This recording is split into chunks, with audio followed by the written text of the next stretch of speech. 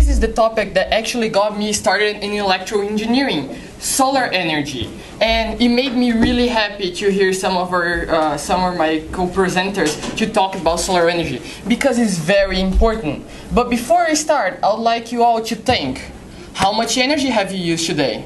Have you turned on your lights, take your commute, use your phones? I can see phones, laptops, everything is energy, and we're dependent on it. Every year we use more and more energy, but where does the energy comes from? Well, that's a simple question. Well, it comes mostly from fossil fuels. In 2011 it was around 83%, but the most recent statistics, around 80% of our energy comes from fossil fuel burning. And this fossil fuel has a price, not price in dollars, although it also has a price in dollars, but it has a price on the environment itself. When you burn fossil fuels, it has consequences. It releases the infamous carbon dioxide, CO2, and this one, it also has its consequences. You see, global warming, high pollution on cities like Beijing in China, those are the causes that our energy is producing, and most of us don't even know it. And that's where solar energy comes from. And it's not an outside concept. It's not burning energy to produce energy. The energy is right there outside. It's being created and used anyway. It's energy being wasted. Instead, I'm trying to convince you guys, instead of wasting this energy, we could harvest it and use it for our own goals with maybe not zero pollution, but way less pollution than we have today. Before I show you what I did, I just want to explain a little bit, very quickly, how solar energy works. Well, basically there's two thin panels of metal, one positively charged, one negatively charged, connected by a wire.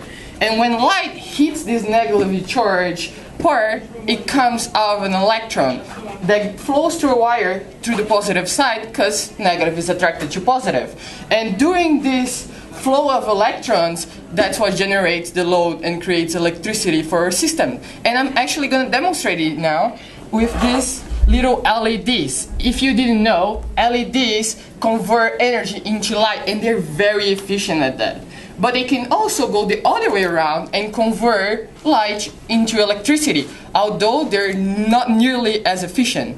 With this small series of LED powers, I can actually generate. Oh, here. Oh, here we go.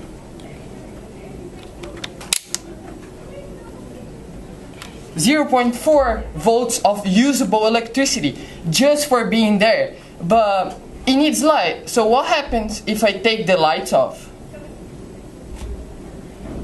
Go straight to zero. Or even if I increase light, it goes up to 2 volts. That's not enough even to power this small LED, but still that's light being generated all the time, even though I'm not measuring. And for a real solar panel, which is made like this, called photovoltaic panels, they are very, very efficient. So just a couple of seconds in light, and you can light the LED for quite a long time. I was thinking about wasting all their energy on this, but in 5 minutes this got lit up for hours in my bag, so I didn't have actually time to discharge it. And that's why it's so important. But solar energy has its problems. Efficiency and distribution is one of them.